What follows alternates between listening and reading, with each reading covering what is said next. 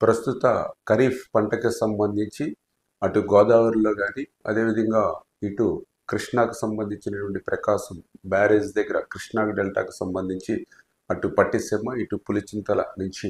నీటి లభ్యత ఉన్నప్పటికీ కూడా డ్రై స్పెల్ అంటే గత 15 నెల రోజుల నుంచి వర్షపాతం తక్కువగా ఉండడం వల్ల ఆ ఖరీఫ్ సాగంతా కూడా పూర్తిగా కెనాల్ మీద ఆధారపడి ఉండడం. జనరల్గా ఒక 30-40% రైన్స్, ఒక 60-70% కెనాల్ వాటరు ఉంటే మనం సక్రమంగా సాగులోకి వెళ్ళేటువంటి అవకాశం ఉంటుంది. అటువంటి వర్షపాతం తక్కువ ఉన్నటువంటి స్థితిలో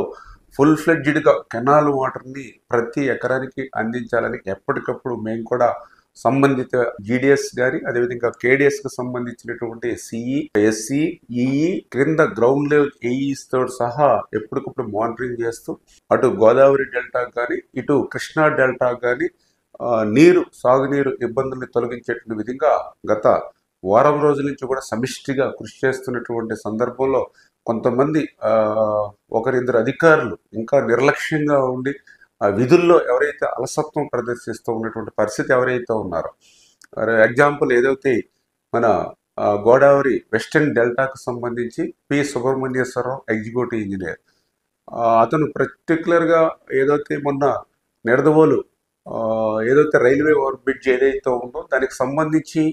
మన రబీ పంట అనంతరం ఆ యొక్క బ్రిడ్జ్ నిర్మాణానికి ఆ క్రాస్ బండ్ వేసుకోవడానికి అనుమతులు ఇవ్వడం జరిగింది. కానీ ఖరీఫ్ పంట ప్రారంభానికి అవి తొలగించవలసినటువంటి పరిస్థితి ఉన్నప్పటికీ కూడా మరి నిన్న మా ప్రాజెక్ట్ కమిటీ అదేవిధంగా డిస్ట్రిబ్యూట్ కమిటీ వాళ్ళు తొలగించుకునేంత వరకు కూడా ఆ క్రాస్ బండ్ తొలగించకపోవడం వల్ల,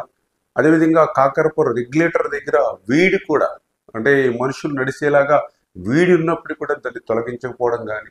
బ్యాంక్ కెనాల్ మౌత్ దగ్గర కూడా డీసిల్టింగ్ విషయంలో అతను అశ్రద్ధ, ఎందుకంటే ఓఎల్ఎం నిధులు విడుదల చేసినప్పటికి కూడా అంటే ఈ రకంగా